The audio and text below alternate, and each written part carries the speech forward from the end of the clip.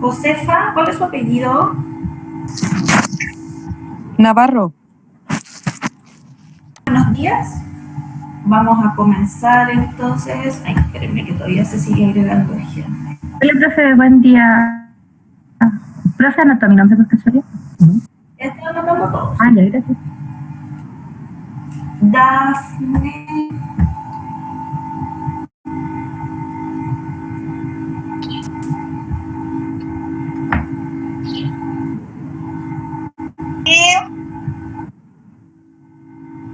Dafne, apellido.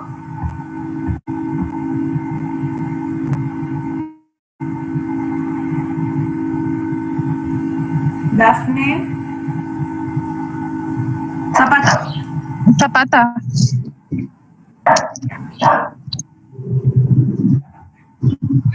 Chiquillos, muy buenos días. Vamos a comenzar con la clase. Buenos días, profe. Buenos días.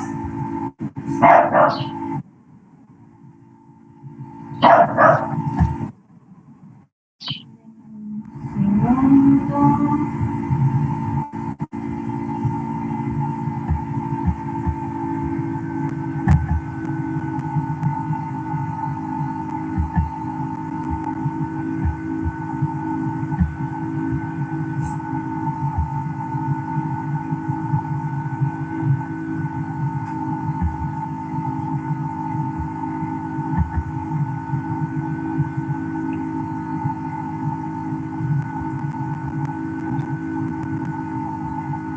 Me lento mi computador. Ténganme paciencia un segundito, por favor.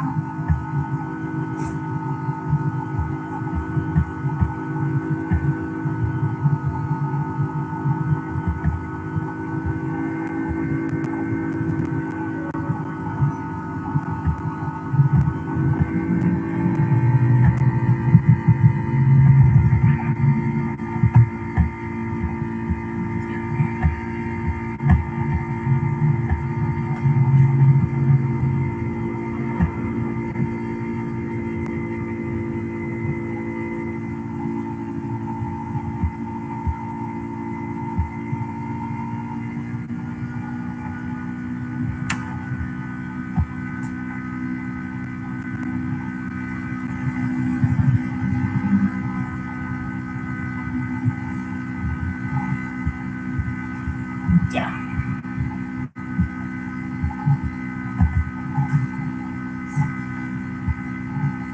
Ya, chiquillos.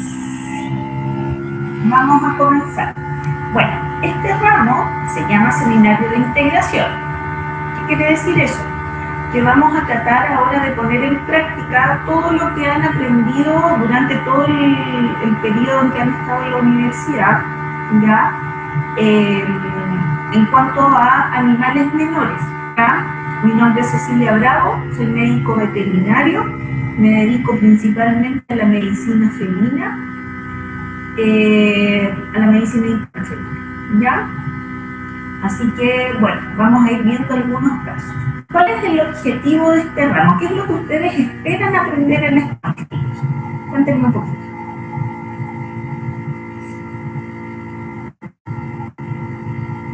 Como poder integrar entre los conocimientos, que es como lo que más cuesta.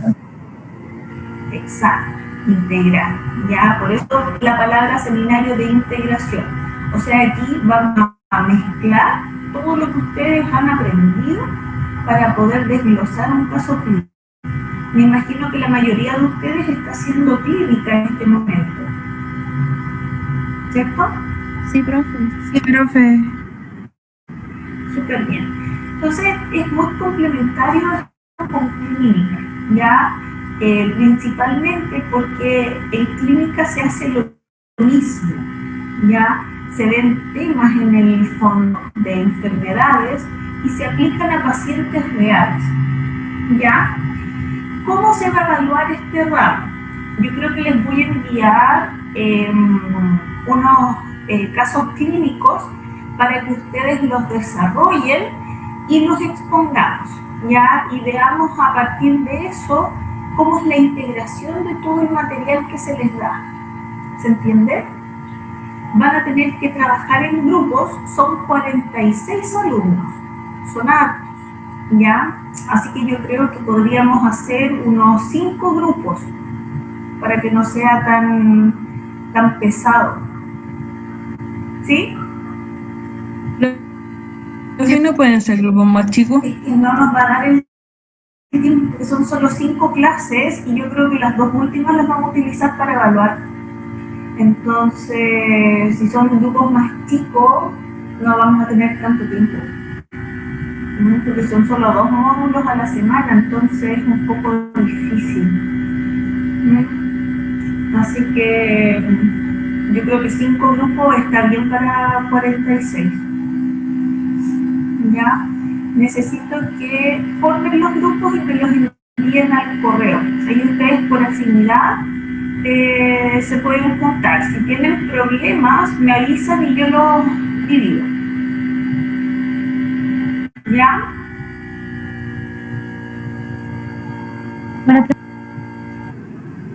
Perfecto.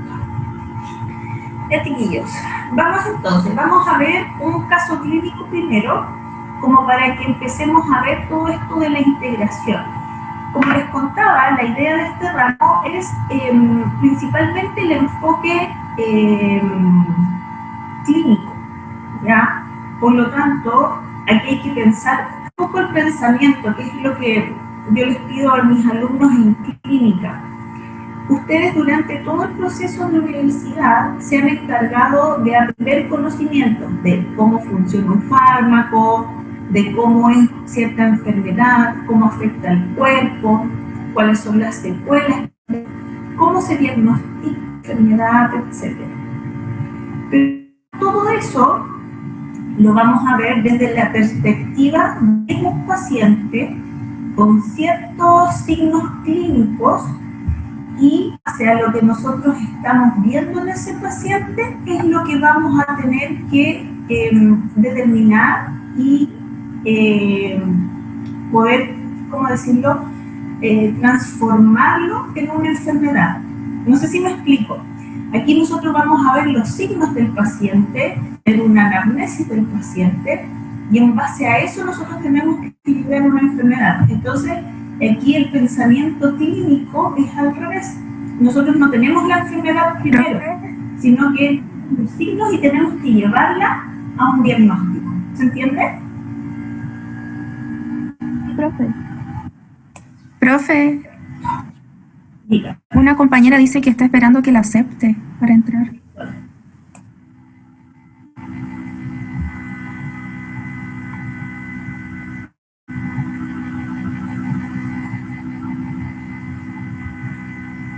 Ahí está. Entonces, vamos a ver este caso.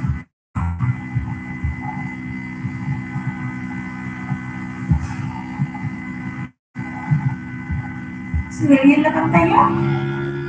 Sí, profe. Sí, profe.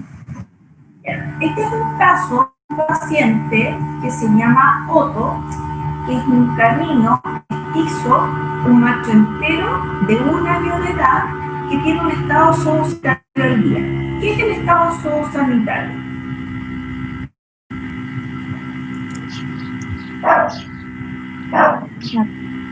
La desparasitación. Desparasitación, ¿Qué más? La vacuna. vacunas. Ya. En el fondo lo que nosotros hacemos con el paciente para que se mantenga sano de manera preventiva. ¿Ya? Bueno, el motivo de consulta.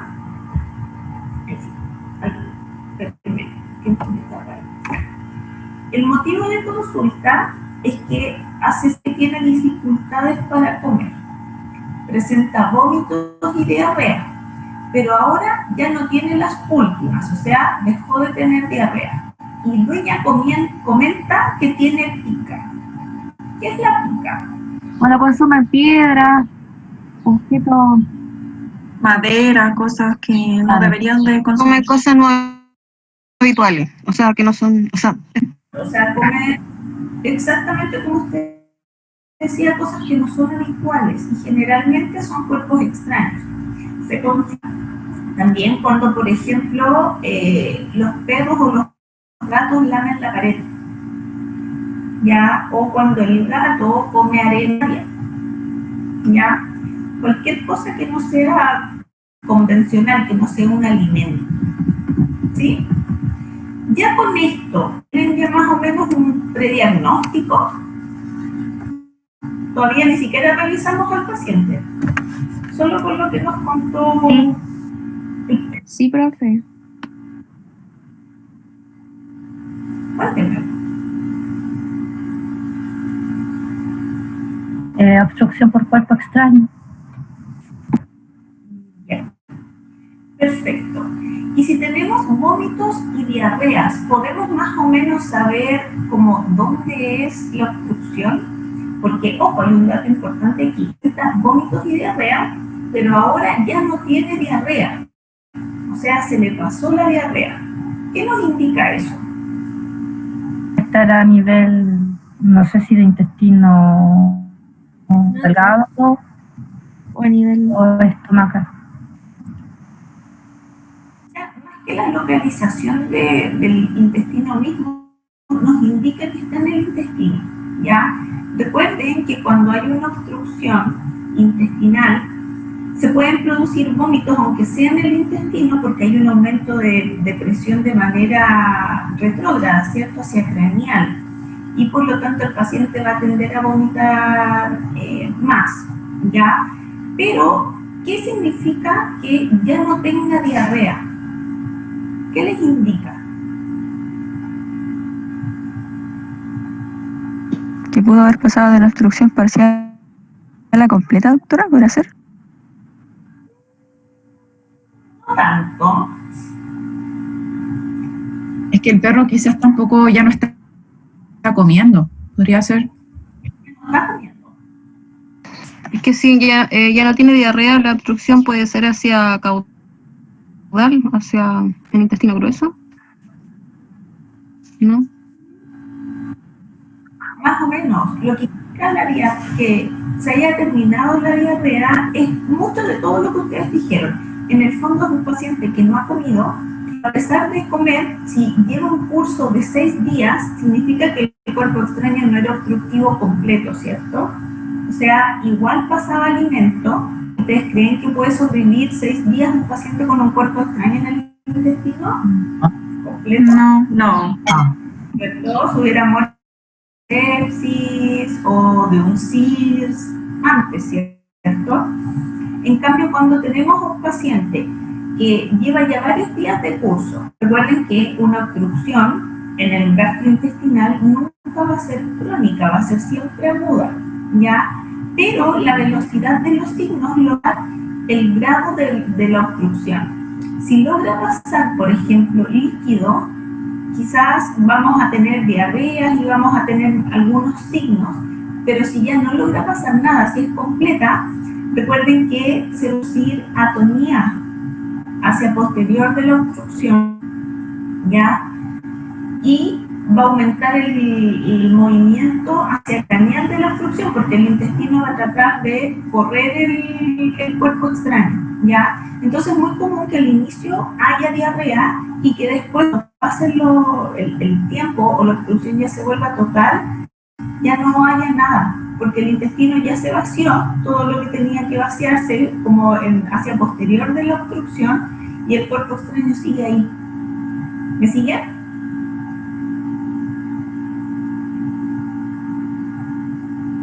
Sí, profe. Sí, profe. ¿Sí? Ya, entonces imagínense, todavía ni siquiera tocamos al paciente y ya tenemos un prediagnóstico que es bastante probable de nuestro paciente. Bueno, al examen físico, el paciente presenta un 8% de deshidratación, mucosas pálidas, linfonódulos submandibulares normales, audición cardiopulmonar normal, abdomen tenso y doloroso a la palpación y una fiebre de 39,5. ¿Qué dice el examen físico de este chiquillo?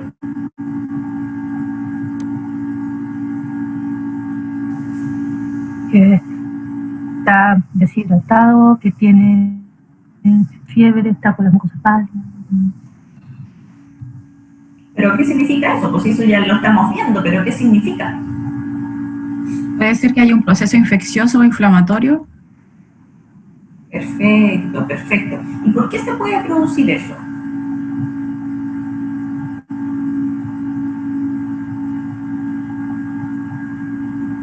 Ahí, ¿Translocación bacteriana? Translocación bacteriana, súper bien. Si se fijan, lo que estamos haciendo es dar vuelta un tipo de enfermedad. Ya tenemos en nuestra cabeza la obstrucción intestinal o gastrointestinal, ¿cierto?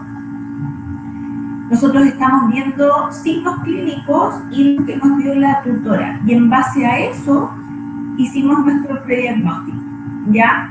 Y por lo mismo nosotros vamos viendo ahora las secuelas que va teniendo el paciente y nos va orientando al examen. ¿Se dan cuenta de lo que es el pensamiento?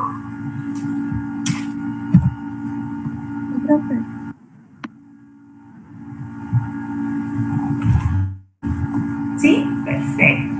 Porque aquí en el fondo es que de repente yo sé que les cuesta un poco salir como de lo formal de las enfermedades. Por ejemplo, si yo les digo investiguen sobre el cuerpo extraño intestinal, por ejemplo, van a encontrar la fisiopatología, los exámenes físicos, el examen complementario, etcétera. Pero aquí tenemos los resultados en el fondo de todo eso y nosotros tenemos que llegar al diagnóstico, ¿ya? Eso es el pensamiento clínico. Vamos entonces. Tenemos un paciente con un 8% de deshidratación. ¿Qué me dicen de esa deshidratación? ¿Es leve, es moderada, es severa?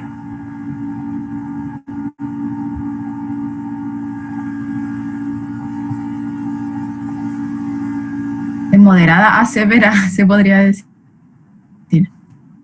Es leve, es de leve a moderada, ¿ya? Acuérdense que hasta 8 es justamente la división entre leve y moderado en cuanto a la deshidratación. Una deshidratación severa es mayor a 10, Ya.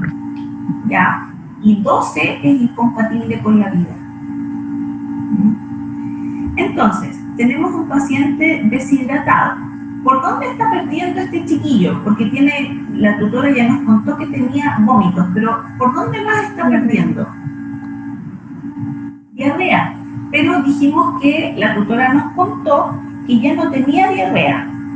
¿Dónde está el agua? Pero está con hiporexia.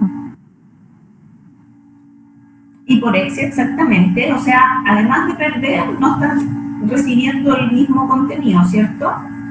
¿Y dónde más? Acuérdense de la obstrucción, no se les olvide.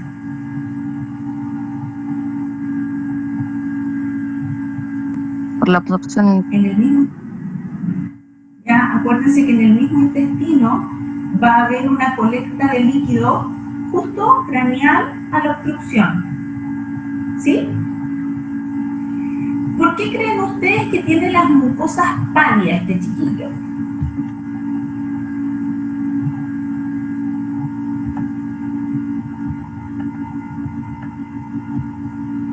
Por la falta de irrigación, quizás. Ya, ¿y por qué hay falta de irrigación? Por el hecho de que al cuerpo extraño hay una obstrucción, quizá en algún sector.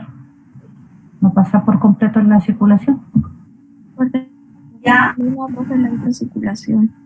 lo escucho muy bajito. Porque hay un problema De nuevo, de nuevo. circulación. Ay, no le escucho. Dice que hay un problema en la microcirculación. Ah, perfecto, perfecto. Entonces tenemos un éxtasis, ¿cierto? Un éxtasis sanguíneo. ¿Qué más? ¿Qué nos indica la fiebre? ¿Es una fiebre severa? No. No, ¿cierto? Es poquita la hipertermia que tiene el paciente. ¿Por qué creen ustedes que tiene esta fiebre? ¿Cuál es el causa? A mí se me ocurren dos. por dolor o también por el tema de alguna infección por el cuerpo extraño, por la ocasión bacteriana. Exacto, súper bien. ¿Ya? Entonces, fíjate, correlacionamos todos los signos con nuestro pensamiento inicial de prediagnóstico. Ahora cuéntenme, ¿qué exámenes ustedes le solicitarían a esta tutora para poder diagnosticar el diagnóstico, o poder corroborar el diagnóstico? Una ecografía abdominal. Sí. Ya, ¿qué más? Una radiografía. Hemograma. Una radiografía, ¿cierto? Los exámenes de sangre los van a ayudar a complementar, pero no van a ser diagnósticos. Aquí lo que necesitamos es una imagen que nos diga si el paciente efectivamente tiene una obstrucción o no. ¿Se entiende? Sí. Sí, profe. ¿Sí?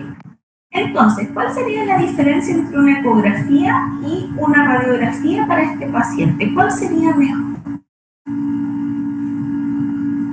La radiografía quizás, ¿Por qué?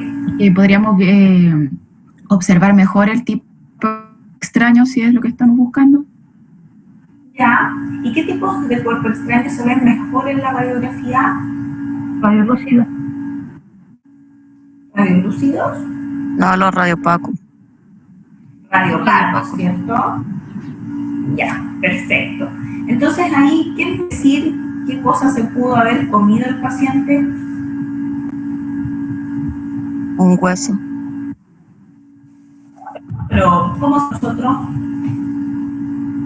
El propietario tendría que decirnos qué es lo que vio comiéndole. Exacto. Entonces es importante preguntarle al tutor qué tipo de cosas se come habitualmente. Por ejemplo, hay gatos. Yo tengo un paciente que nació por comer plástico.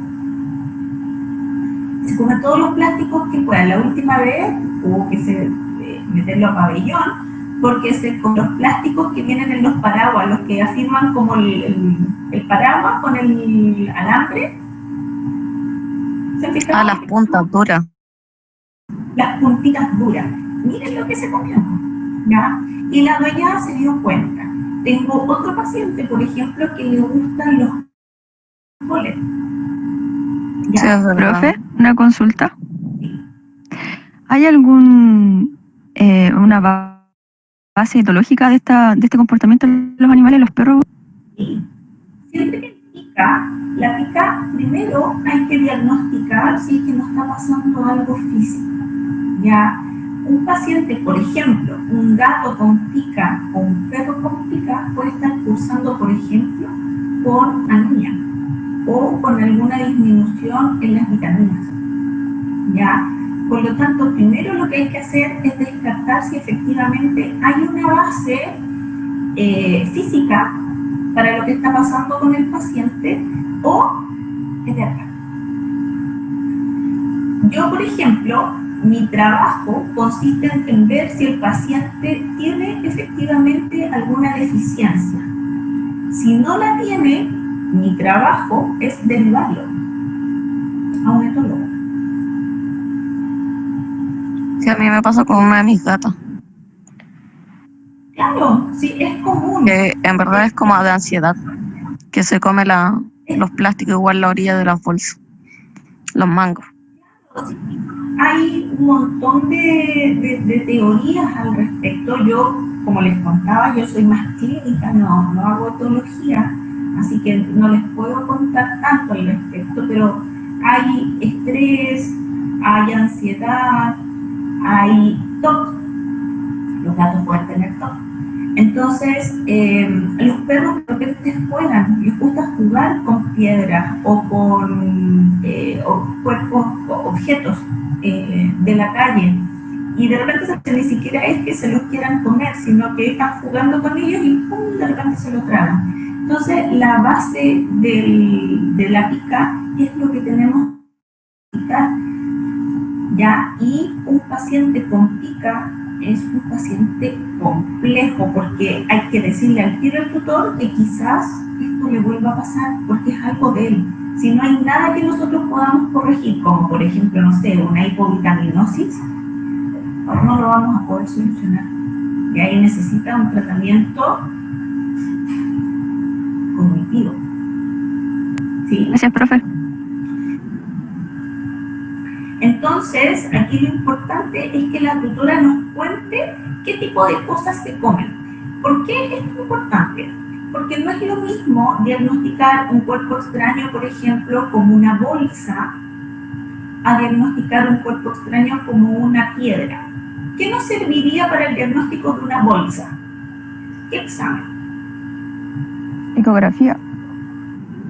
Una ecografía. ¿Y ustedes creen que la radiografía nos daría el diagnóstico?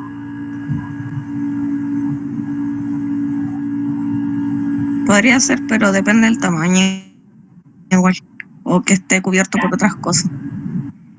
No, la radiografía no nos va a mostrar el cuerpo extraño, nos va a mostrar, por ejemplo, el ilio si es que está obstruido, ¿ya? Pero la bolsa no la vamos a ver porque es radiolúcida, ¿ya? Entonces, igual son exámenes complementarios, pero muchas veces el diagnóstico lo podemos tener fácilmente si sabemos con qué buscar, ¿ya? Por ejemplo, si es un perro o un gato que se comió un clavo, ¿con qué lo diagnosticamos? Con una radiografía. Con la radiografía. Radiografía, ¿ya? Entonces, este perro se comía piedras. La dueña tenía como un caminito con piedras y esas piedras el perro sacaba. Por lo tanto, ¿qué examen le vamos a solicitar? Radiografía. Una radiografía. Chiquillos, me está avisando el programa que quedan 10 minutos de sesión. Cuando se acabe, por favor ingresen con el mismo link, ¿ya? Ya, profe. Ya. Estos son todos los exámenes que le solicitamos al tutor, ¿ya? Hemograma, perfil bioquímico, perfil electrolítico, radiografía abdominal y ecografía abdominal, ¿ya? Los tutores por motivos económicos no realizaron ningún examen de sangre, ¿ya? ¿Por qué creen ustedes que el EMAR nos daría información en este caso?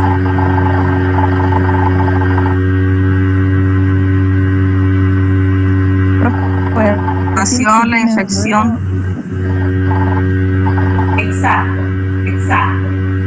¿Qué estaría aumentado como para decir que hay una infección? Leucocitosis. Habría una neutrofilia y una linfocitosis por la misma fiebre.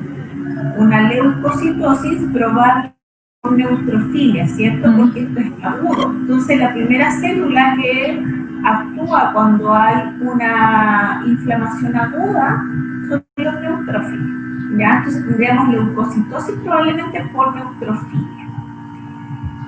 ¿Habría algún cambio en la parte de las líneas? Policitemia relativa por deshidratación, hemoconcentración. Perfecto, muy bien, Camila, exactamente. Habría una policitemia relativa por deshidratación, ¿ya? A pesar de que es una deshidratación de más o menos leve a moderada, igual lo podríamos ver en el hemograma. ¿Por qué le pediríamos un perfil electrolítico? Los vómitos y la diarrea. ¿Por qué? Porque pierden electrolitos. Entonces habría que ver si hay algún desbalance. ¿Y de qué nos sirve saber si hay un desbalance electrolítico? Para saber el tipo de hidratación que vamos a aplicar. Perfecto. Ya tenemos que saber qué es lo que tenemos que reponer, ¿cierto? Si tenemos un paciente con vómito y diarrea, ¿qué creen ustedes que está perdiendo? ¿Qué electrolitos? Cloro, potasio. Potasio, fósforo. ¿Fósforo? Perdón, potasio. Potasio, ¿ya? Potasio, y en algunos casos la natremia puede subir. Recuerden que cuando hay deshidratación hay hemoconcentración y por lo tanto puede haber una hipernatremia porque hay menos líquido, menos contenido hídrico en el LEC. ¿Sí? Así que eso lo tenemos que ver. Y el potasio es muy importante, ya, porque si pierde potasio, ¿cómo se va a sentir nuestro paciente? Decaído. Débil. Decaído, pero débil, eso, ¿cierto? Porque ¿dónde afecta el potasio? ¿Dónde actúa principalmente? La musculatura. Las fibras musculares. Actúa en todas las células, pero donde hay más uso, digamos, es en el músculo. Por lo tanto, una hipocalemia se resiente, ¿ya? Y perpetúa la anorexia. El perfil bioquímico, ¿por qué creen ustedes que sería de utilidad en este paciente?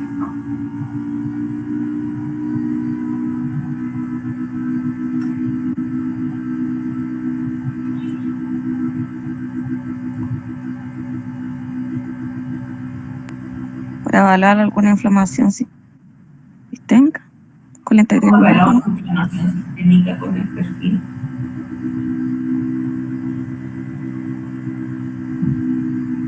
La funcionalidad hepática, renal.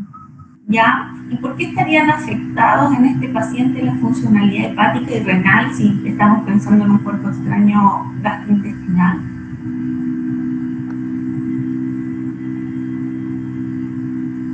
Porque la poca irrigación, eso también, por ejemplo, puede afectar la filtración glomerular. En cuanto a la hepática, puede, no se me ocurre, pero puede generar quizá una colestasis por la obstrucción, quizá por la inflamación, no lo sé. Ya.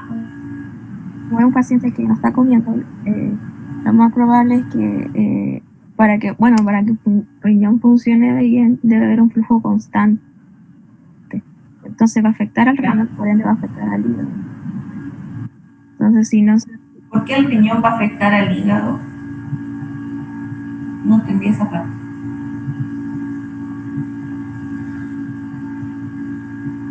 Andrea, ¿por qué si se afecta el riñón se va a afectar el hígado?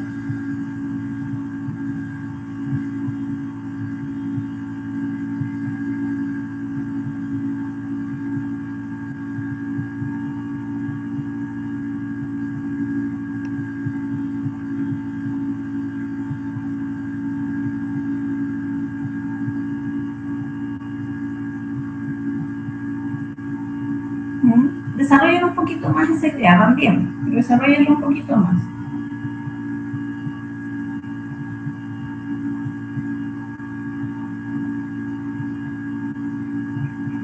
Profe, tendrá que ver también con la endotoxemia que se genera en este tipo de cuadros, por las bacterias, las toxinas bacterianas que también generan problemas en los riñones. También creo que se hace como un depósito de antígeno anticuerpo a veces en los riñones y también puede generar problemas en el hígado.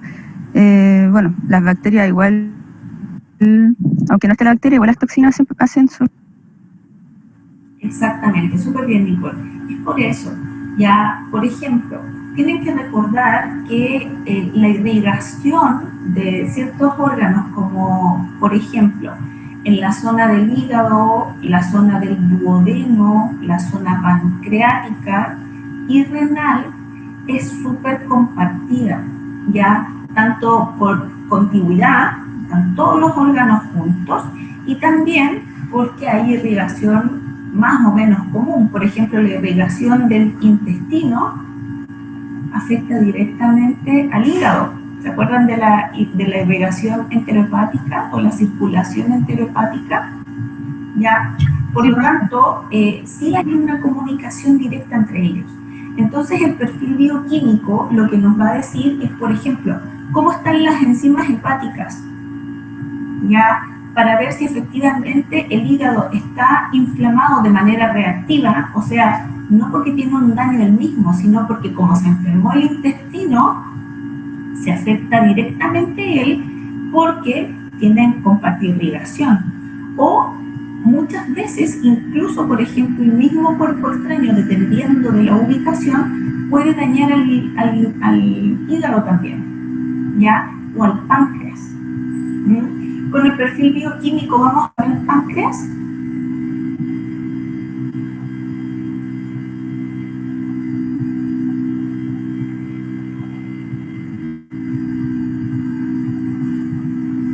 Piensen eso mientras, díganme cómo se evalúa el páncreas. Voy a iniciar una nueva sesión de inmediato, ya porque queda un minuto. Doctora, con un examen específico. PLI. Desarrollémoslo al tiro, ¿ya? Conectémonos un segundo.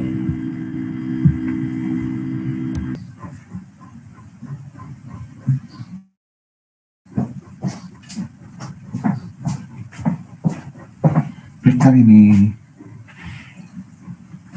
audífono. Son eso. Pues si tú te crees, por Luisa. Nada. ¿Te digo, no? Sí.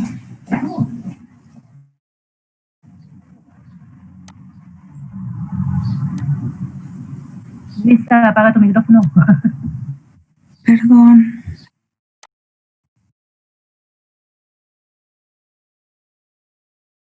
Profe, no se le escucha todavía, tiene que desmutear el... Ahí está. Cuéntenme entonces, a través del perfil bioquímico, ¿podemos evaluar al páncreas? No se pide un examen específico que sería el de TLI. Este TLI en gatos o este en perros, ya de la base, no lo confundan con el que se pide para la insuficiencia pancreática obstructiva. ¿Ya? Entonces, podemos evaluar si nuestro paciente tiene azotemia, quizás prerrenal por la deshidratación, o azotemia renal, en el caso de que haya habido alguna hipotensión, por ejemplo, y si las enzimas hepáticas están reactivas por la sección intestinal. ¿Estamos bien hasta ahí? Sí, profe. Perfecto. También recuerden que en la ecografía siempre es importante evaluar el páncreas, sobre todo en estos casos. ¿Ya? Recuerden que los perros, cuando tienen algún cuerpo extraño o una transgresión alimentaria, el páncreas se puede inflamar, produce una pancreatitis. Entonces es importante. Recuerden también que el mejor método de diagnóstico de una pancreatitis es el PLI. ¿Ya? La ecografía nos da una idea diagnóstica, pero la ecografía tiende a sobrediagnosticar las pancreatitis. ¿Ya? Por lo tanto, vamos a tener muchos pacientes con signos de pancreatitis ecográficos que no tienen ningún signo quizás asociado a una pancreatitis y además Profe, no pasa... hay una compañera que quiere entrar. Ahí me está avisando.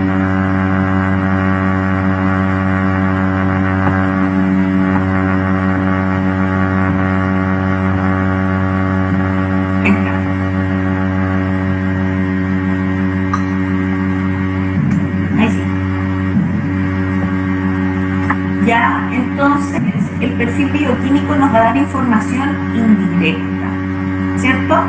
Además, la deshidratación nos va a dar otro parámetro más en el perfil bioquímico, que se altera aparte de una azotemia, por ejemplo, prerrenal.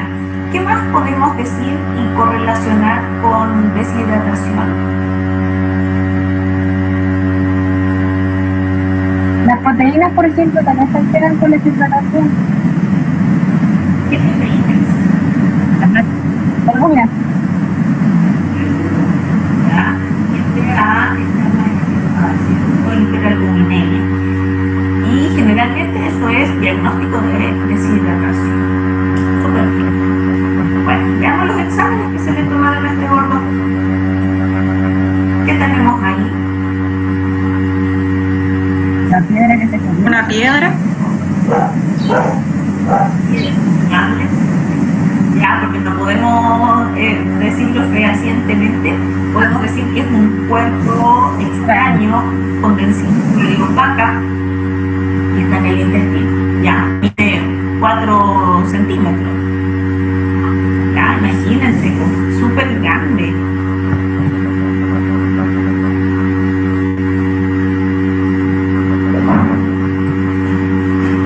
Ya, hay muchas otras tomas. ¿Cuál sería el tratamiento de este paciente? Ya tenemos nuestra corroboración del prediagnóstico, ya tenemos un diagnóstico. ¿Cuál es el tratamiento para un cuerpo extraño intestinal? Quirúrgico. Ya, pero ¿qué tipo de cirugía?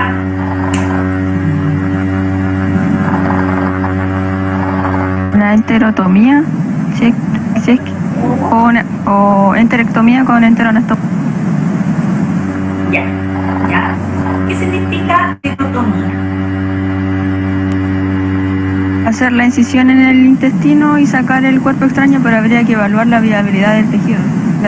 Está bien, si está muy necrótico o muy ya devitalizado, esa era la palabra común, ya habría que hacer una segmento y después unirlo con nuestro segmento intestinal.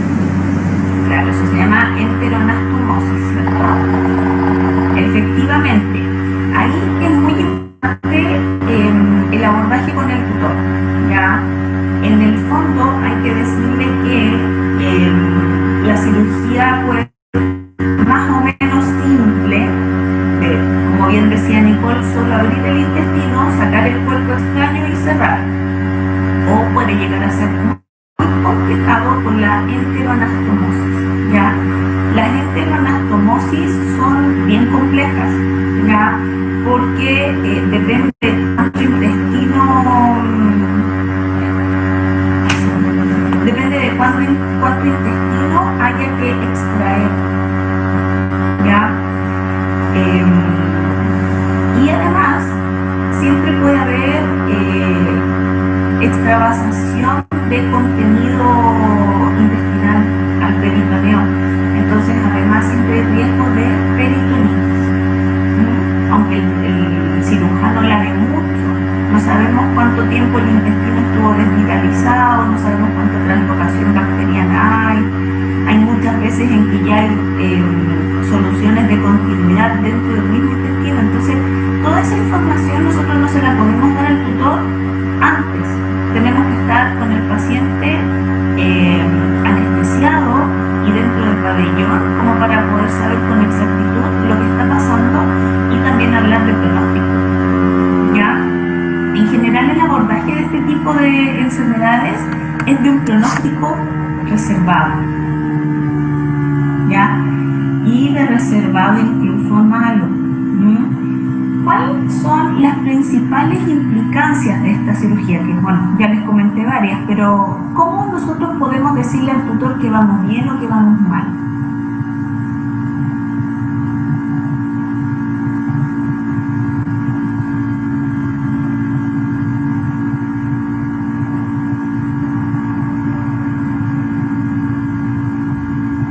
No entendí la pregunta, profe.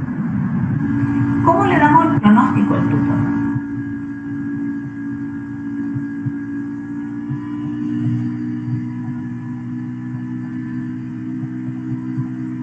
Según el tiempo que lleva la obstrucción, igual como antes de la cirugía, pero ya en el procedimiento quirúrgico, según la afección del tejido y lo que había nombrado, si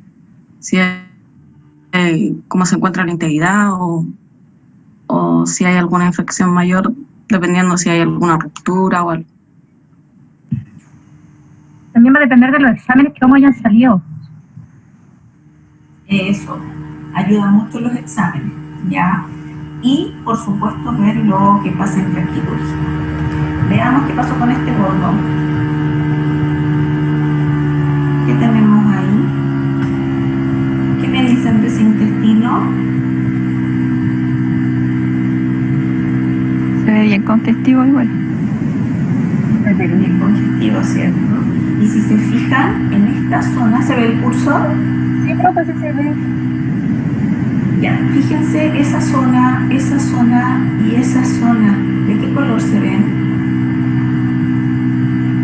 Como oscuros. Pero veo como unos puntitos. Es casi necrótico. Sí. ¿Qué creen ustedes que va a tener que hacer el cirujano? Y además, fíjense acá en la vasculatura. ¿Cómo se ve esa vasculatura del aumento? Muy congestiva. Se ve congestiva, ¿cierto? Entonces este intestino está desvitalizado, no está funcionando bien. Por lo tanto, ¿qué creen que va a hacer el cirujano?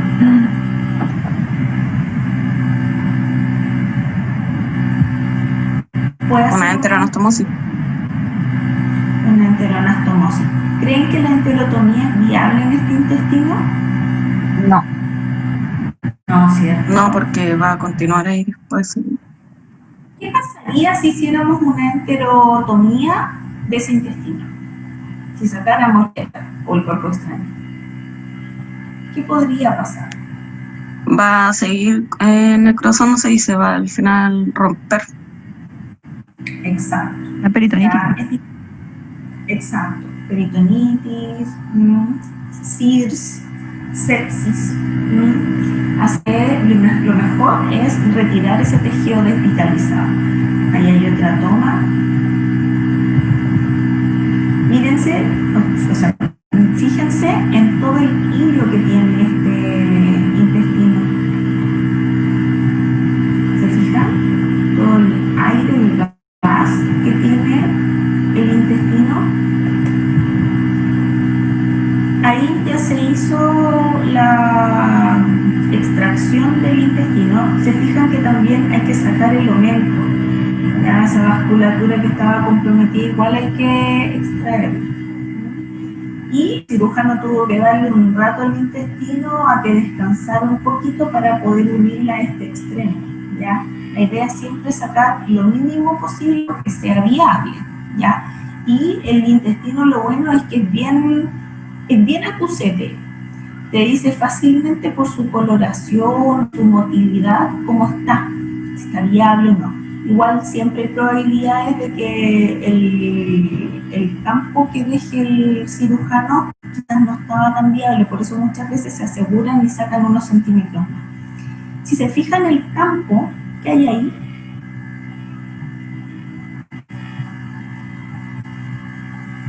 Contenido intestinal. contenido intestinal. Por eso esta cirugía es tan compleja, porque fíjense, tiene el campo puesto en el abdomen del paciente y además puso estas gasas y así todo hay contenido.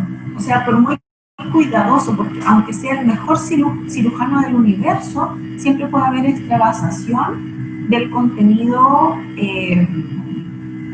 intestinal. Y ese es el principal problema de esta cirugía, ya que puede salir todo bien, pero igual puede tener un grado de peritonitis. Y ese intestino, como lo vimos al principio, este intestino, ¿cómo creen ustedes que está el paso de bacterias de un lado a otro?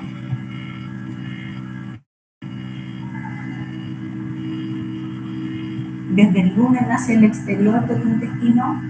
Está permeable. Está permeable, ¿cierto? Nosotros lo vemos como más o menos íntegro, pero sabemos que cuando está así de necrosado, ya puede haber una translocación bacteriana importante, o como bien decía su compañera, puede haber translocación de toxinas. Por lo tanto, es un órgano que no está muy permeable. Bueno, ¿qué tenemos ahí? Cuerpo extraño, que era una piedra. Era una piedra. Yo no entiendo cómo se tragan esas cosas. O sea, de repente para nosotros tragar una pastilla es como difícil. Imagínense una piedra de ese tamaño. ¿Profe, una consulta? Justo le iba le quería preguntar si es que en animales menores hay algún antiendotoxémico. Por ejemplo, en los caballos yo sé que hay uno que, creo que el flunixin, que se puede usar, pero no sé si Es que el flumixin no es un antitoxémico. El flumixin es un AINES, ya, preferente COX-1, y puede tener un cierto efecto sobre la motilidad, es como un antiespasmódico. Por eso se ocupa mucho en caballos, pero no tiene un efecto sobre las toxinas como tal. ¿Qué, profe? Profe, pero el flunixina se supone que a dosis baja se usa como antiendotoxémico. Es que no es un antitoxémico, es un AINES. Y profe, en ese caso, ¿Ya? el domoso sería como un antiendotoxémico, ¿o no? Es menor. Podría actuar, pero tampoco es como un antitoxémico, sino que el etilendiamino tetracético, que es el nombre técnico del domoso, capta radicales libres. ¿Ya? Entonces, al hacer eso, disminuye un poco la toxicidad, la citotoxicidad. ¿Ya? Pero, ¿cuál es la definición de un antitoxémico?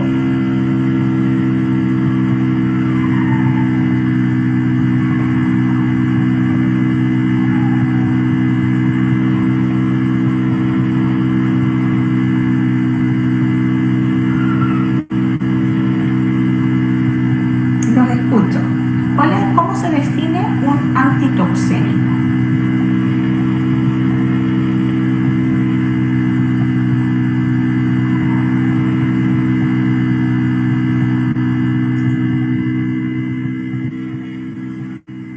Ya, pues, chiquillos, dígame, ¿qué es un antitoxémico? Elimina toxinas. ¿Cierto? Un AINES, ¿elimina toxinas? No, profe. ¿Cierto? Pero tiene ciertos efectos secundarios que actúan como si lo hiciera. Por ejemplo, mejorar la motilidad.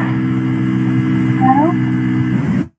Y eso, por eso se les denomina como antitoxémicos, pero no lo son como tal, sino que ayuda a que se resuelva el caso. ¿Ya? El flumixin se puede ocupar en perros, en gatos no es que sea tóxico, pero las dosis son muy complejas en gatos y como es un preferente COX-1 no se recomienda. Pero en perros sí se pueden ocupar justamente en estos casos, cuando hay abdomen agudo, ya, porque ayuda con la motilidad. ¿Qué medicamentos ocupamos para el dolor en estos casos? ¿Puede ser metamizol? ¿Dolor visceral? Amador. ¿Y el metamizol?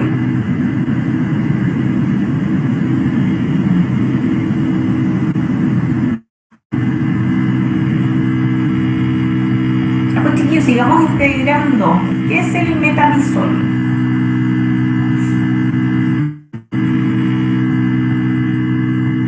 ¿Antipirético? ¿Analgésico? ¿Ya? ¿Cómo se llama la familia? AINES. AINES, ¿ya? Son COX-3, que de hecho ya hace algunos años están pensando en sacarlos de la familia de los AINES porque no actúan como tal, ¿ya? Son malos antiinflamatorios, pero son antipiréticos, ¿ya? Y buenos analgésicos. Por lo tanto, para el dolor visceral y el dolor somático nos va a ayudar bastante, ¿cierto? Alguien dijo por ahí tramadol. ¿Cómo nos va con el tramadol en un paciente que se operó del intestino? No se puede ocupar tramadol. Pero así tajantemente no se puede ocupar. No, pero la idea sería ocuparlo como lo menos posible. Claro. Recuerden que, bueno, el tramadol es un opioide sintético. No funciona igual que los opioides como el fentanilo, la metadona o la morfina, ¿cierto? Es como el hermano pobre. No funciona tan bien. Pero sí pueden producir hilio, todos los opioides. Por lo tanto, cuando ustedes tienen una cirugía de intestino, el hilio es nuestro gran enemigo, ¿cierto? Nosotros necesitamos que ese intestino se mantenga o conserve la motilidad lo más posible. Por eso, por ejemplo, el flumixin funciona también en caballos porque ayuda con la motilidad, ¿cierto? Pero en el caso de los animales no tenemos muchas herramientas analgésicas fuera de los opioides. El Cerenia, el maropitán, puede tener efecto analgésico visceral y es bastante bueno, pero igual quedamos cortos si no usamos opioides. Y el tramadol, como les digo, es el opioide que podemos usar. Recuerden que los opioides no lo podemos tener en todas las clínicas, tiene que haber un botiquín para poder tener opioides, pero el tramadol, como funciona menos, es menos peligroso, se puede comprar fácilmente en las clínicas veterinarias. Entonces ahí el pensamiento es, ¿qué es peor para el paciente? ¿Que le duela o que no le duela? Le duela. Que le duela, ¿cierto? Incluso peor que el indio. Por lo tanto, en este paciente vamos a ocupar tramadol.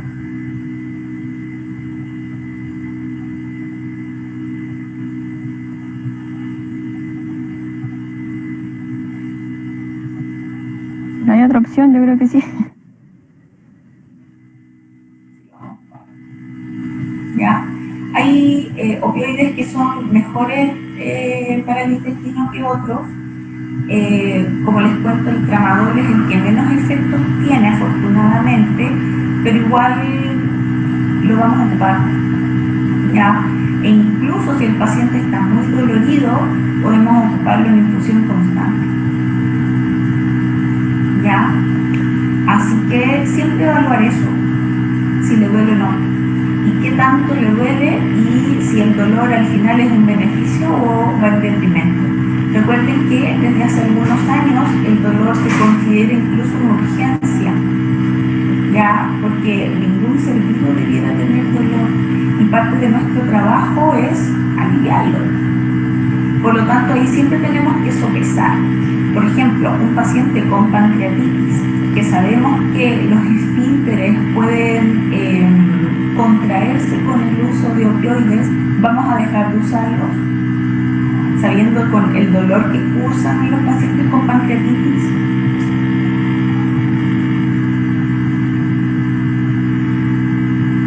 ¿Ustedes dejarían a su paciente sin opioides con los esfínteres en una pancreatitis?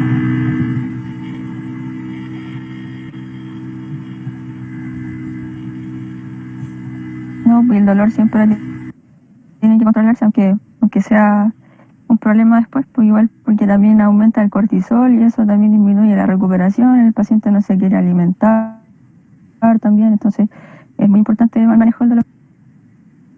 Exacto, es vital, ya es una piedra angular del tratamiento, ¿ya? Así que siempre hay que pensar eso y ver qué es lo que tenemos, cuál es nuestra realidad, ¿ya?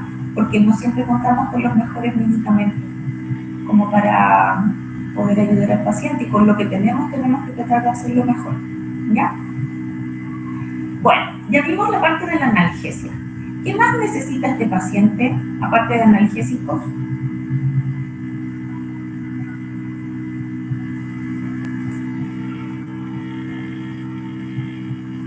Antiinflamatorio. ¿Antibiótico puede ser? Antibióticos, ¿cierto? Son vitales porque ya dijimos hasta el cansancio que ese intestino está desvitalizado, se estaba muriendo. Por lo tanto, íbamos a tener translocación bacteriana y además vimos cómo estaba el campo, que si bien no estaba tan sucio, igual de seguro pudo haber caído algún resto de contenido intestinal dentro de la cavidad abdominal. Por lo tanto, ¿qué antibióticos debiéramos ocupar en este paciente?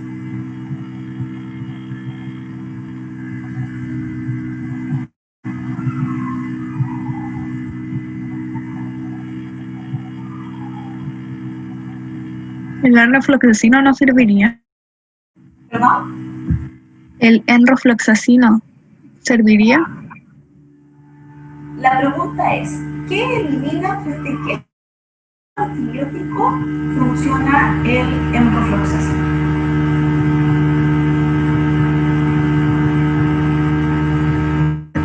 Es de amplio espectro el enrofloxacino, creo. Sí, que sea de amplio espectro.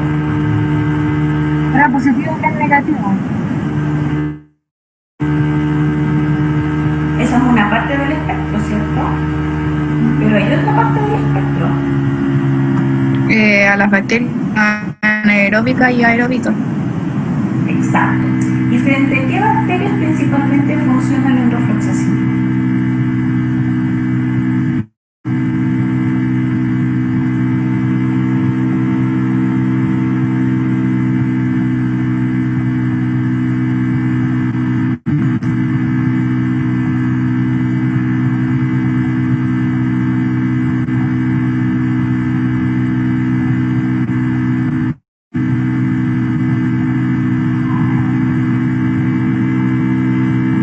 Van a tener que desenterrar sus cuadernos de farmacología. Totalmente. Recuerden que aquí lo que estamos, no sé si bueno, yo creo que se los he dicho ya bastante, pero la idea aquí es ver la perspectiva de nuestro paciente. No es indicado determinar como una receta de cocina que tal antibiótico es para tal órgano. ¿Ya? El ejercicio que tenemos que hacer es ver qué bacterias son las que están, en este caso, por ejemplo, en el intestino, y en base a eso determinar cuáles son los antibióticos que tenemos a disposición y que lleguen bien a ese tejido. ¿Sí? Por lo tanto, Profe, ¿y el metronidazol? pero por eso, cuéntenme ustedes, ¿cuál es el espectro del metronidazol? Profe, ¿y el Enro para las enterobacterias? Cuéntenme ustedes, ¿qué creen ustedes que sería el mejor protocolo antibiótico para un órgano que tenemos bacterias gram positivas, como los clostridios, gram negativas, como la familia de las enterobacteriáceas, ya aeróbicas y anaeróbicas, como los clostridios? ¿Cuál sería el mejor espectro? ¿Necesitamos solo un antibiótico? ¿Necesitamos una asociación de antibióticos? ¿Qué necesitamos para eso? Profesora, ¿puede ser amoxicilina más ácido clavulánico? Nuevamente, ¿cuál es el espectro de la amoxicilina contra el ácido clavulánico?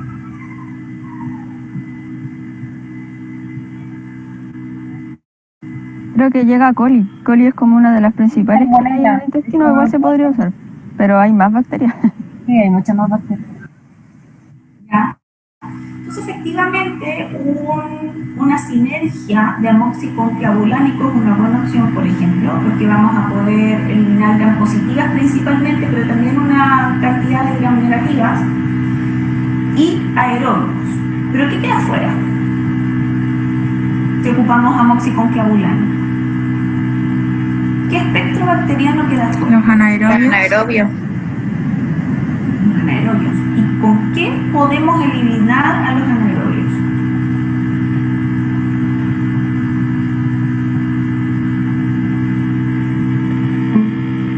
¿Metronidazol?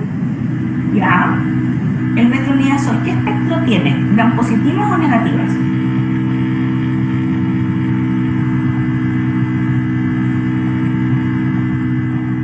Negativa. Negativas. Positivas, ¿ya? Principalmente gram positivas anaeróbicas, ¿ya? Por ejemplo, clostridios. Por lo tanto, quizás una asociación de amoxiclavulánico con metronidazol andamos regularmente bien. Quizás nos falta un poquito para las gram negativas, pero igual está levemente cubierto, ¿cierto? Entonces, insisto, esto no es una receta de cocina. Tenemos que ver cuáles son las bacterias que tenemos que eliminar y qué es lo que tenemos. ¿Ya? Profe, en este caso, si no tengo amoxi con clavulánico, ¿cuál sería la segunda opción? ¿Cómo? Si no tengo disponible la amoxicilina con el ácido clavulánico, ¿cuál es la segunda opción? Ahí podría ser, por ejemplo, enrofloxacino con metronidazol. Si no tiene metronidazol, puede ser enrofloxacino con clindamicina o una cefalosporina de segunda o tercera generación con clindamicina. ¿Ya? O enro con clinda. ¿Ya? Pero hagan ese ejercicio de qué bacterias son y qué es lo que tenemos que eliminar. Son aeróbicas, anaeróbicas, son gram positivas, gram negativas, ¿ya? Y además, cómo llega al intestino, en este caso. Si tuviéramos, por ejemplo, no sé, una dermatopatía, ¿cuáles son las principales bacterias de la piel? ¿Son gram positivas o gram negativas?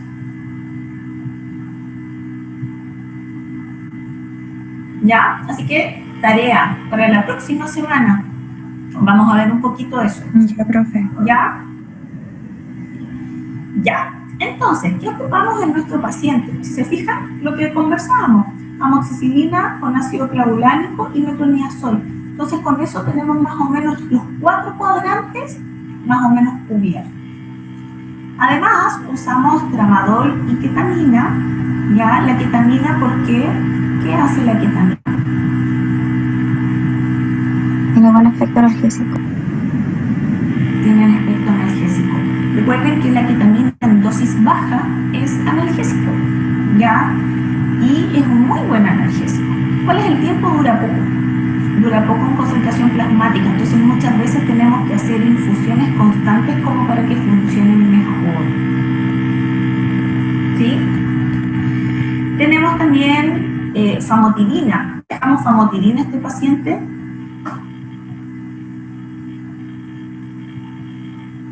Que está tomando Los antibióticos.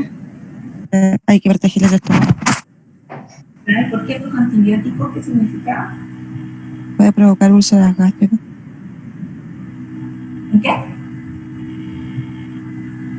Que los antibióticos pueden provocar úlceras gástricas y por eso se le recomienda una famotidina como para bajar el Para pH. proteger el estómago, más que nada. El estómago.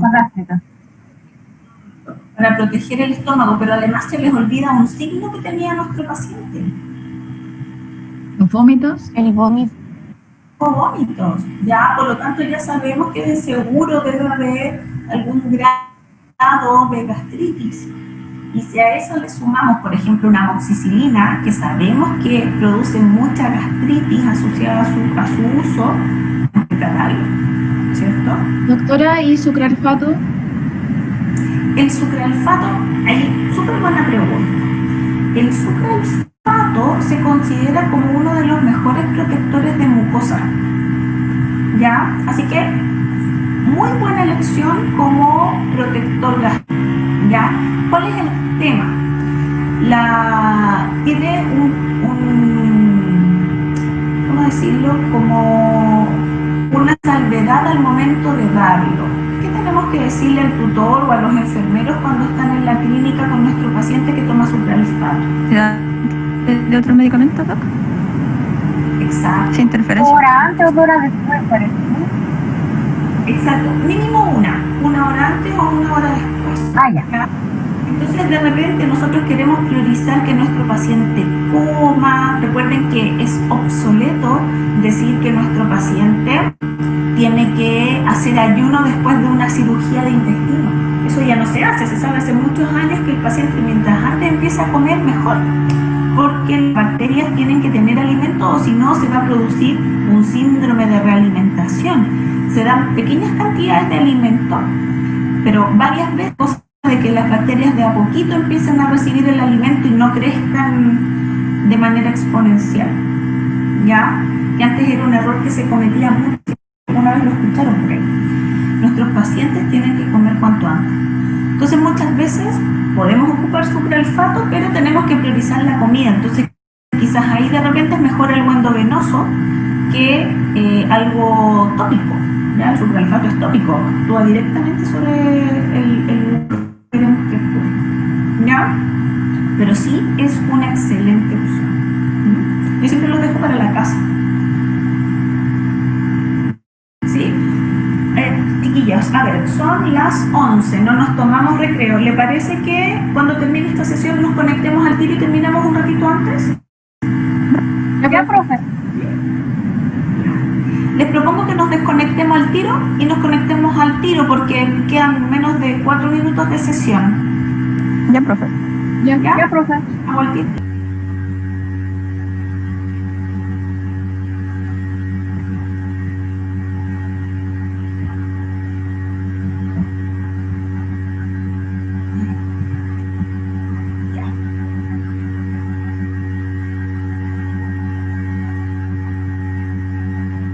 Entonces,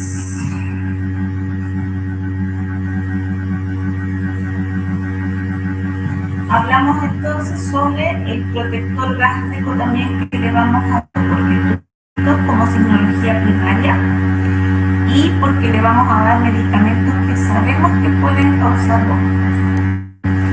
¿Por qué le dejamos tacrofeno a este paciente?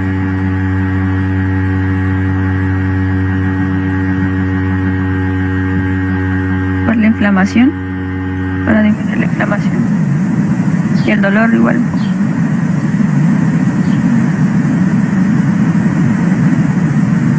Profe, no le escuchamos, como que su sonido de atrás, yo al menos no la escucho. Es el cuando se calienta mi computador suena el... Sí, es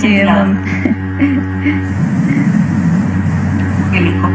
Hizo que lo mandé a arreglar para que lo limpiaran y sonara menos, pero... Ahí, hijito. Ya. Profe, entonces... una compañera le preguntaba qué era el TLK, no le alcanzó a escuchar, parece. Todavía no llegamos a eso. Estamos en el tacrofeno primero. ¿Qué queremos desinflamar de este paciente?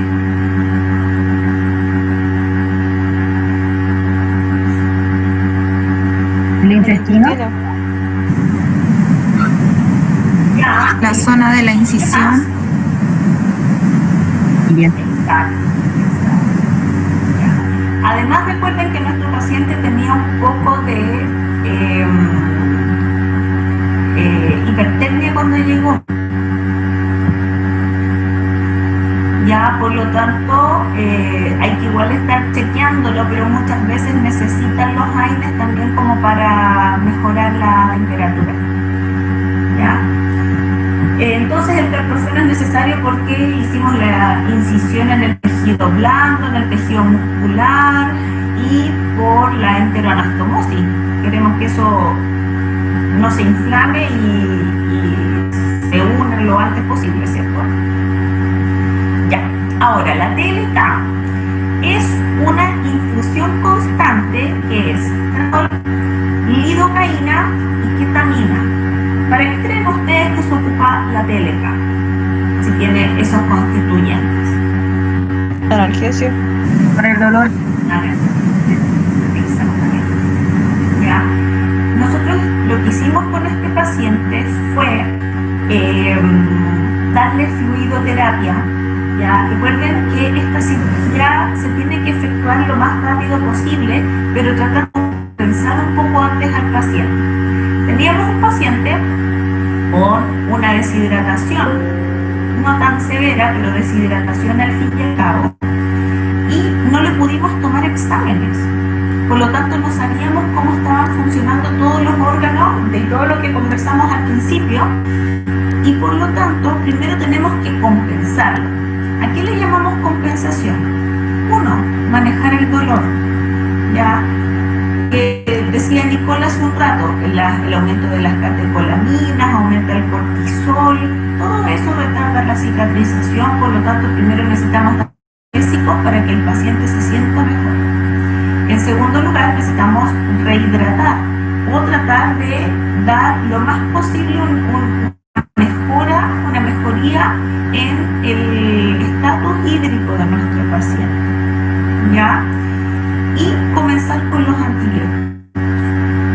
Por lo tanto, nuestro paciente ingresa, nosotros ya lo tenemos diagnosticado, le pusimos 1 o 2 vías endovenosas según el grado de deshidratación, más en un paciente si es muy grande, y vamos pasándole fluido, reponiendo electrolitos y analgesiando y dando medicamentos para que el paciente se sienta mejor, y los antibióticos.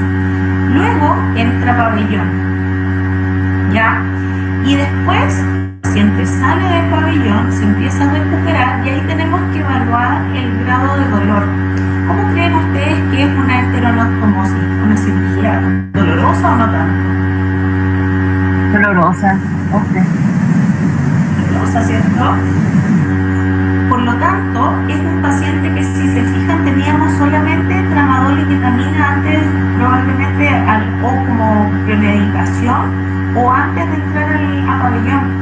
Por lo tanto, muchas veces salen muy adoloridos. Aparte que hay que pensar que se saca el intestino, se manipula, entonces además muchas veces hay mucho hilio y puede haber abdomen agudo incluso peor que antes del momento de cirugía, por toda la manipulación, porque el cirujano tiene que recorrer todo el intestino para localizar bien la obstrucción, descartar que no haya alguna otra cosa, hacer la cirugía y después reponer todo. Además hay que lavar mucho esa cavidad abdominal, por lo que comentábamos al principio, puede haber caída de secreciones intestinales y producir peritonitis. Entonces, se le mueven las tripas al pobre animal y eso duele después. Por lo tanto, muchas veces quedamos cortos dando bolos y necesitamos dar analgesia de manera constante. Y para eso, por ejemplo, una técnica es ocupar esto que se llama TLK, tramadol, lidocaína y ketamina. ¿Se entendió? Sí, profe. Bueno, ¿cuál es el pronóstico de este paciente? ¿Cómo le podemos decir al tutor que el pronóstico es bueno, quizás no tan bueno, malo? ¿Cómo le vamos a poder decir al tutor?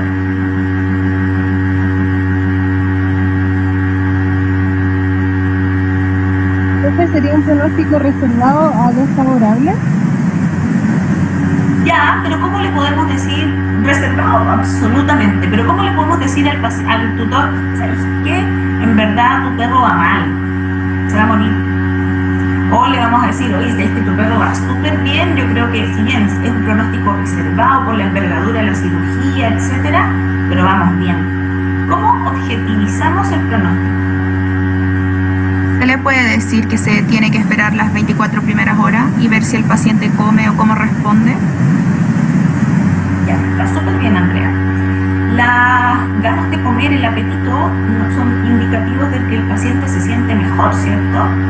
Pero tenemos un paciente que igual tiene dolor y quizás ni siquiera es tanto por el problema primario que tuvo, sino que por la cirugía. Entonces, ¿cómo decimos que el dolor no es el que está causando la anorexia?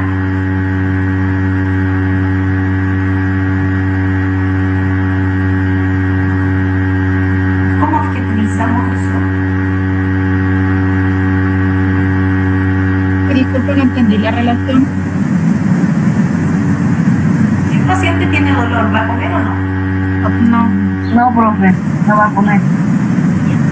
¿Y eso significa que el paciente va mal? Necesariamente.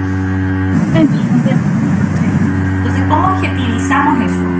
Que es dolor y no que el paciente se siente mal y se está muriendo porque está séptico o está con un CIRS o algo así. Se reevaluar con exámenes de sangre postquirúrgico después de unas ciertas horas, para evaluar la funcionalidad también sistémica, para ver cómo evoluciona, más que por los signos. Yo creo que va por el lado de los exámenes esto. No sé si los de sangre son los mejores para esto. Ya no es una enfermedad, por ejemplo, como una enfermedad renal que con fluido modificar más o menos a una velocidad los parámetros sanguíneos. Pero es como un examen. ¿Qué examen nos va a decir si va bien o mal?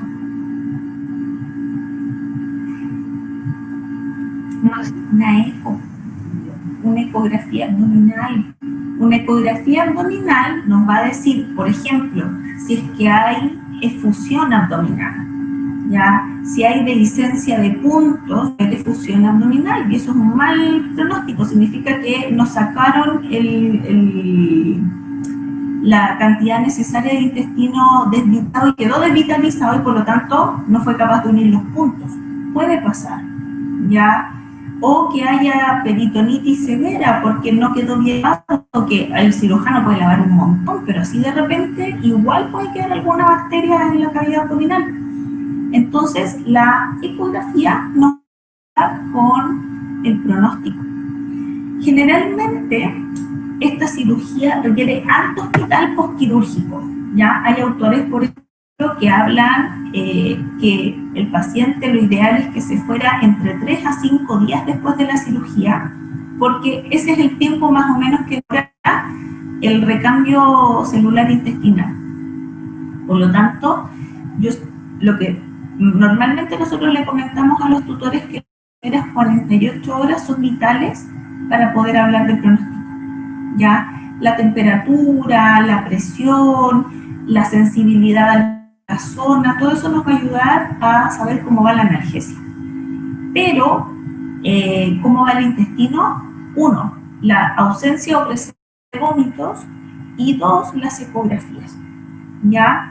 Ese paciente, lo quiero o no, tiene que alimentarse, ya sea por una sonda o de manera voluntaria. ¿Ya?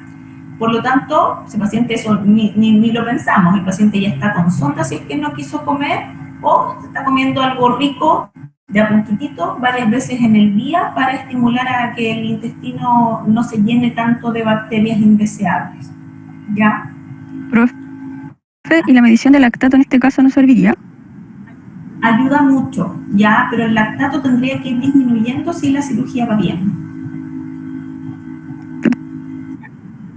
En cambio, si la cirugía no va tan bien y hay algún problema vascular en la zona, va a aumentar mucho. En estos casos, después del tratamiento, como va a estar con antibióticos y los antibióticos, o sea, uno en el sistema digestivo tiene bacterias como propias y el antibiótico igual puede ir destruyendo eso, después se le puede dar un probiótico o algo al paciente. Estoy indicado. El problema es que tenemos que esperar a que termine el antibiótico, porque si ustedes dan antibiótico con el probiótico, ¿qué va a pasar? No hay efectividad. Se va a eliminar. Sí, por eso le preguntaba, después del tratamiento, que termine el tratamiento con el antibiótico. Siempre después de un antibiótico debiéramos indicar probióticos. Así que... Profe, disculpe una pregunta en relación a lo que dijo la compañera. Entonces, ¿cuántos días después? Ya, nosotros lo dejamos generalmente de 3 a 4 días después, hospitalizado, ¿ya? Y tratamos de que se vaya, ojalá, después de que defeque. Ya, gracias. Porque ahí sabemos que el intestino está perfecto. ¿Ya? Pero como les digo, la objetividad la da la ecografía y los parámetros fisiológicos. ¿Ya? Este gordito anduvo bien. Este fue un caso de Talavante, superó ya. Anduvo bastante. ¿Y por cuántos días le dejaron los tratamientos farmacológicos? Depende, acuérdense, esto no es receta. ¿Ya? En los analgésicos, por el tiempo en que esté con dolor. Y los antibióticos, generalmente 5 o 7 días. Gracias, profe. Ya, chiquillos, vamos a dejarlo hasta acá. La próxima semana yo creo que también vamos a ver un caso clínico y ahí les voy a dar los temas para que ustedes los desarrollen. Entonces, a la siguiente clase presentan la mitad del curso y a la siguiente la otra mitad. ¿Les parece? Ya, profe. Ya, profe. Ya, profe. Ustedes se juntan en el grupo. Yo, como les digo, yo creo que 5 o 6 grupos es más que suficiente porque son 46 alumnos, son muchos y no vamos a alcanzar. Yo creo que se van a tomar 1 hora cada grupo, entonces imagínense, en 4 horas tendremos que ver 5 o 6. Profe, se hace presentación y todos exponen, ¿cierto? Todos exponen. O sea, ahí yo lo dejo libre, yo, como ustedes. Si hay alguien que no le gusta exponer y hay alguien que le gusta, a mí me da lo mismo, pero esa persona los va a representar a todo el grupo. Ya, profe. ¿Ya? Así que mándenme por correo los grupos, los espero hasta más tardar la próxima semana. Profe, ¿de cuántas personas era el grupo? Yo creo que son como son 9 o 10. Por ahí. 9, 10. Sí, porque si no nos vamos a alcanzar, chiquillos. Espero que me entiendan en eso, pero es muy grande. Sí, está bien, no se preocupe. ¿Qué cosa? ¿Cuál es su correo? Se los voy a escribir. El mismo, el que mandó el link del Zoom. Es que a mí no me llegó el correo, por eso me lo vi, tuve que ver el correo por la página de la UTLA. Ah, ya. Sí, es que como eran tantos y yo dije, mejor les voy a mandar un anuncio por si acaso. Ahí está mi correo, te lo mandé por el chat. Gracias, profe. ¿Ya? Entonces se organizan, yo les voy a dar temas clínicos con el paciente, con los exámenes, con todas las cosas, y ahí ustedes me tienen que decir cuáles fueron los tratamientos, si faltó algún examen, cuál es el diagnóstico y todo, más o menos como lo organizamos con este caso. ¿Ya? Próxima semana, chiquillos, estudiar un poco de antibióticos. Están medio débiles en ese ámbito. ¿Ya? Profe, ¿sería bueno hacerse una lista de las bacterias y a los antibióticos asociados? Claro, más que una lista de las bacterias como por sistema. ¿Cuáles son las bacterias que más llegan, por ejemplo, a riñón? ¿Cuáles son las bacterias que están principalmente en la boca, en los oídos, en la piel, en los pulmones? Ya, profe, gracias. Gracias, profe. Ya, pues chiquillos, ojalá que lo hayan pasado bien. A mí me gusta mucho el tema, así que espero que se les haya hecho entretenido para ustedes. Buena la clase, gracias, profe. Sí, profe, Gracias. Qué bueno, me alegro. Ya, chiquillos, nos vemos la próxima semana. Les mando el link igual que esta semana. La próxima, eso sí, parece que una profesora de salud pública se va a robar un poquito de nuestra clase porque les quedó pendiente una evaluación. Ah, sí. Ah, ya, profe. Sí, no sabíamos si había hablado con usted, que no nos dijo nada. Conmigo ayer. Así que probablemente la próxima semana, pero ahí yo lo coordino bien y les mando toda la información, yo creo que por aviso de curso. Ya, gracias, profe. Ya, chiquillos, que tengan lindo día. Nos vemos la próxima Gracias, semana. profe, que esté bien, chao. Nos vemos, profe, cuídese.